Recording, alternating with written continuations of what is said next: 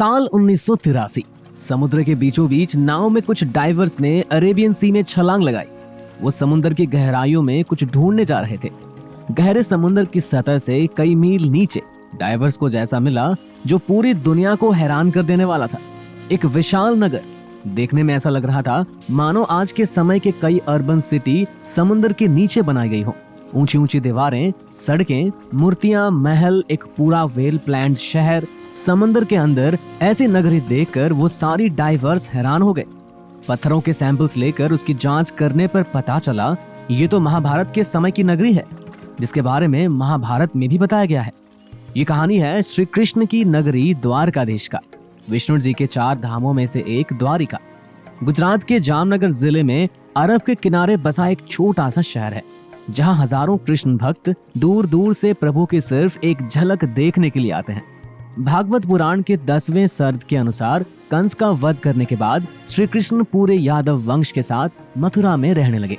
कंस की मौत से क्रोधित होकर उनके ससुर जरासंध ने मथुरा पर हमला कर दिया। एक के बाद एक जरासंध ने मथुरा पर 17 बार हमला किया। इन लगातार हमलों से परेशान होकर श्री कृष्ण ने मथुरा छोड़कर कहीं और जाना ही सही समझा। इन्होंने समुद्र के ऊपर एक विशाल नगरी के निर्माण का आदेश दे दिया, लेकिन समुद्र देव की आज्ञा के बिना यह मुमकिन नहीं था। तब श्री कृष्ण ने समुद्र देव की आराधना की। समुद्र देव ने उन्हें प्रसन्न होकर समुद्र के बीच श्री कृष्ण को 12 योजन धरती प्रदान की। इस धरती पर भगवान विश्वकर्मा ने द्वारिका का निर्माण किया।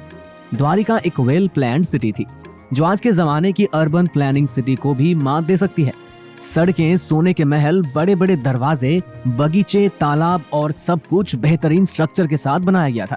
नगर के बीचों बीच था श्री कृष्ण का महल, जो यहाँ की सबसे खूबसूरत इमारत थी।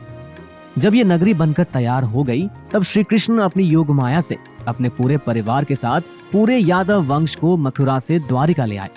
और उसके बाद इन्होंने मथुरा जाकर जरासंध और काल यवन से युद्ध किया।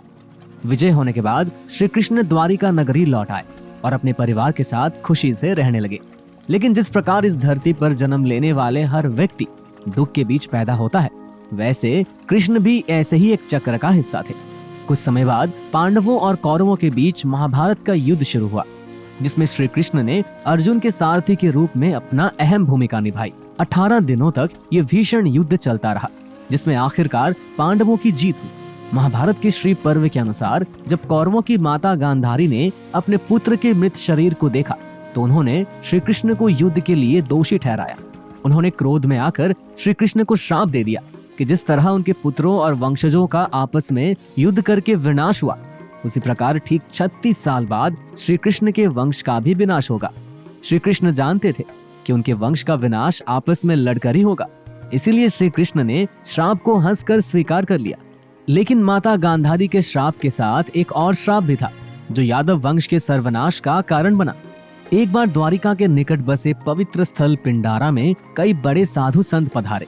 उन्हें देखकर कृष्ण के पुत्र सांब और उनके कुछ दोस्तों ने ऋषि मुनियों के साथ शरारत करने की एक योजना बनाई। सांब गर्भवती स्त्री का वेश धारण करके ऋषि मुनियों के सामने पहुंचे और उनसे अपने होने वाले बच्चे के बारे में पूछा। ऋषि मुनि अपना मजाक उड़ाते देख क्रोधित हो गए और उन्होंने लड़कों को श्राप दे दिया। सांब एक लोहे के मसूल को जन्म देगा, जो यादव वंश के विनाश का कारण बनेगा। जब इन लड़कों ने देखा तो सांब के कपड़ों के अंदर से सच में एक लोहे के मुसल मिले। श्री कृष्ण के नाना जी राजा उग्रसेन सिंह को इस बात का पता चला, तो उन्होंने उस मूसल को टुकड़े टुकड़े करके उसे समुद्र में फेंक दिया। उस टुकड़े को एक मछली ने निगल लिया। ये मछली मछुआरों के जाल में जा फंसी और जब उसको चीरा गया तो उसके पेट से वही लोहे के टुकड़े मिले। एक शिकारी ने वो टुकड़े निकालकर जहरीले तीर बनाने में इस्तेमाल कर दिए, लेकिन टुकड़े होकर खत्म हो जाने के बाद भी ये लोहे के मसूल यदुवंशी के विनाश का कारण कैसे बन पाया? 36 साल बीत चुके थे और माता गांधारी के श्राप के साकार होने का समय भी आ चुका था। यदुवंशी नशे और मदिरा के लत में धुत थे। धीरे धीरे उन्होंने एक दूसरे से ही लड़ना शुरू कर दिया। ये लड़ाई इतनी बढ़ गई कि यादव वंश में अंदर ही अंदर युद्ध होने लगा। श्री कृष्ण के पुत्र ने भी आपस में युद्ध करना शुरू कर दिया।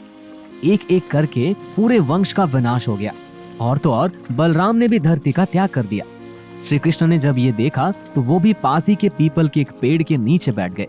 इस समय जरा नाम के शिकारी ने उन्हें हिरण समझकर उन पर तीर चला दिया।